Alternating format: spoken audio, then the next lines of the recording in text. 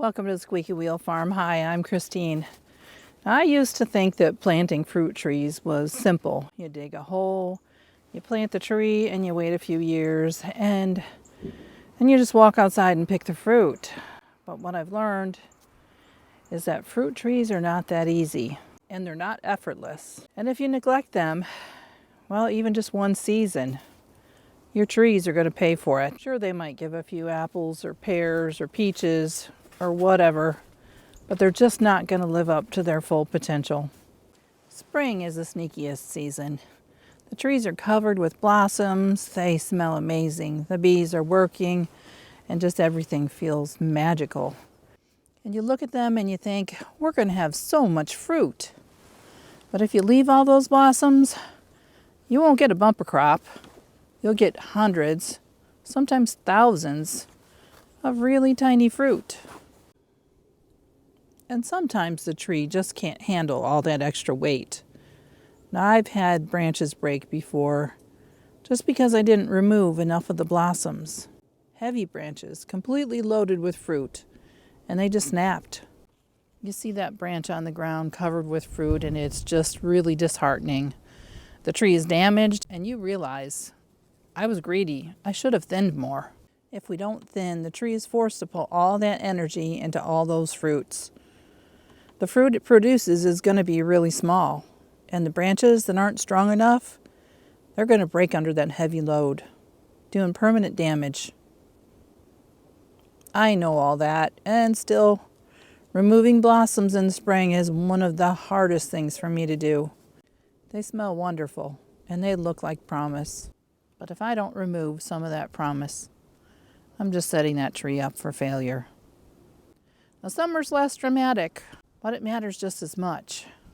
I mulch my trees deeply now, but I didn't always. Mulch keeps the roots cool, it holds moisture in the soil, and it reduces how much watering I have to do. I barely watered it all last summer.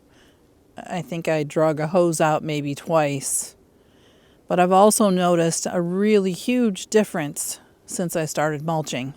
Summer's the quiet maintenance season. The season where you protect what you built in the spring. And it's just as important as all the other seasons. Now, fall is the payoff season.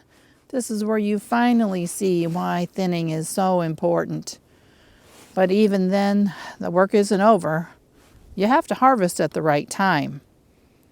And it's a busy time because you're trying to find ways to preserve that harvest. And for me, that means a whole lot of canning, because I want that fruit to last as long as possible.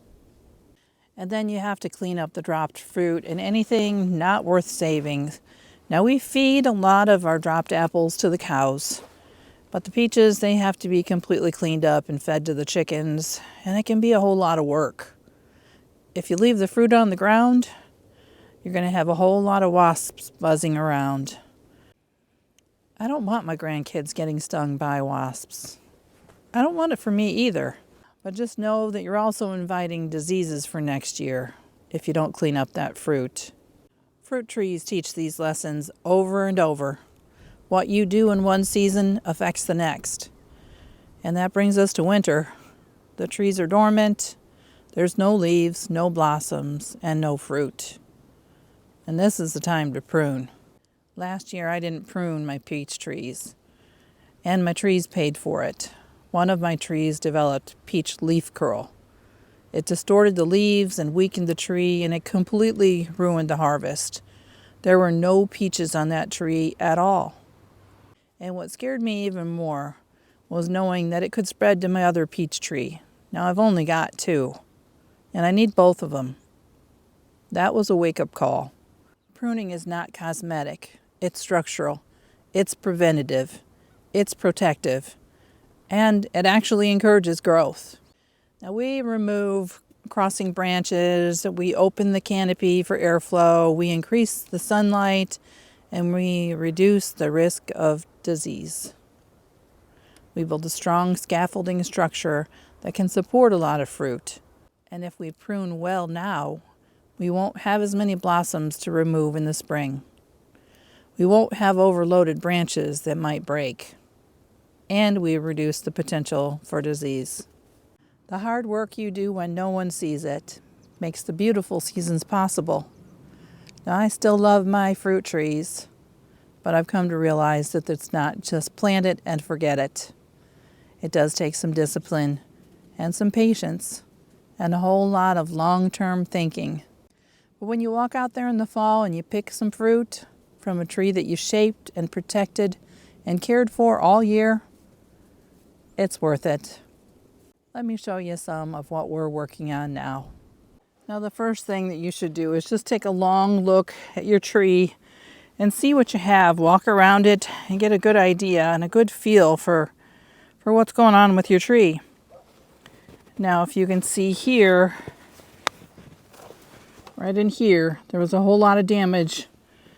We had a bad storm come through and a limb came off. So I'm hoping that that will continue to heal over, but it did take a good hit.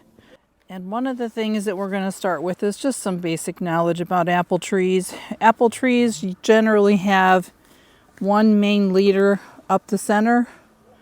If you can see from the trunk to the tippy top, it's got one main identifiable leader.